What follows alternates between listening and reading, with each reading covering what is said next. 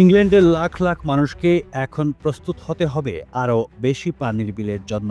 দেশের ৫টি বড় ওয়াটার কোম্পানি যেমন অ্যাংলিয়ান, নর্থাম্ব্রিয়ান, সাউদার্ন, ওয়েসেক্স আর সাউথ ইস্ট ওয়াটার বিল বাড়ানোর অনুমতি চাইছে সরকারের কাছ থেকে। তারা যুক্তি দিচ্ছে, পুরনো পাইপলাইন আর ভেঙে পড়া অবকাঠামো ঠিক করতে বিশাল অঙ্কের বিনিয়োগ দরকার।